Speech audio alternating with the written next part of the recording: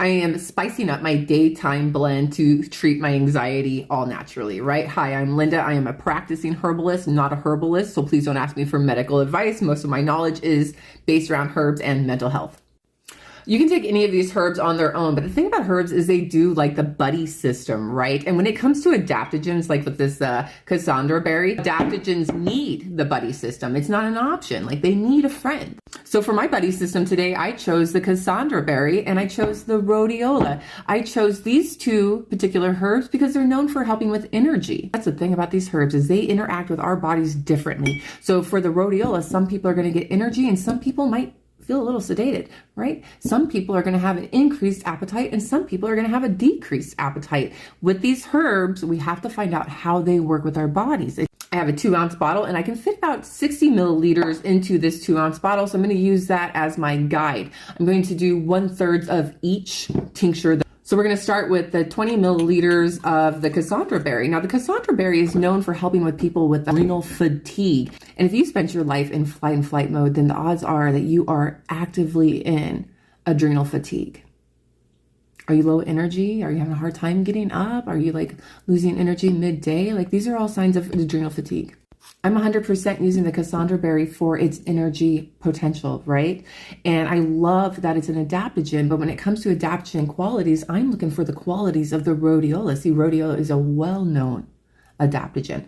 And again, I'm going to go ahead and use 20 milliliters of the rhodiola. The rhodiola is kind of weird. When I put it in my mouth, it has the weirdest reaction. It kind of dries my mouth out. I don't like that, but it's okay. It goes away quickly.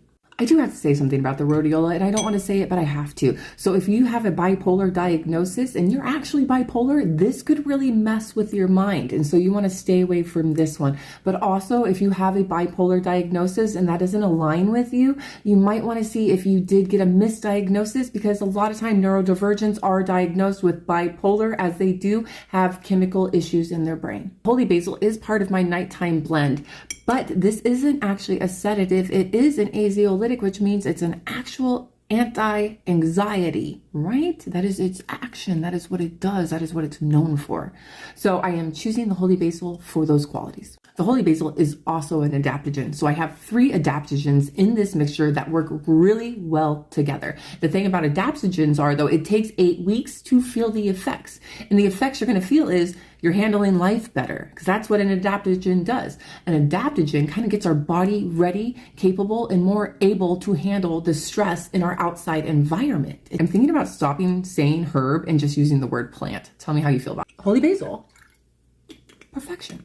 So now that I've added all 3 of these plants together, how am I gonna do my dosage?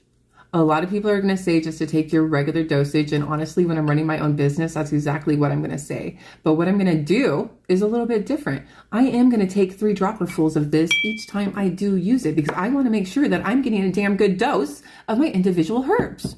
And I'm going to gear how much I'm taking off how much anxiety I'm actually feeling for the day. Because even though these are great adaptogens, I'm going to feel those effects in 8 weeks. There's a lot of key actions here that are going to help my anxiety instantly. Now you can put this mixture right into your glass of water, your glass of coffee, your glass of tea, whatever you want to do. But I like to put it right under my tongue. See? I let it sit for a second and then I swallow it.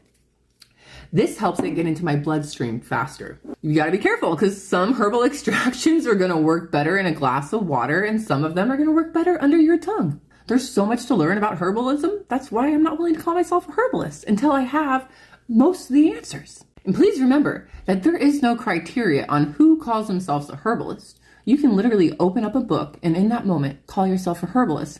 And I'm gonna be really honest, that is what a lot of people do. So be careful who you're getting information from, okay? And when it comes to any information I'm giving you, since I am somebody who is simply practicing herbalism, you need to do your own research and fact check everything I say, right? Because as a beginner, even though I'm 5 years in, I still stand a risk of reciting false information. Be careful.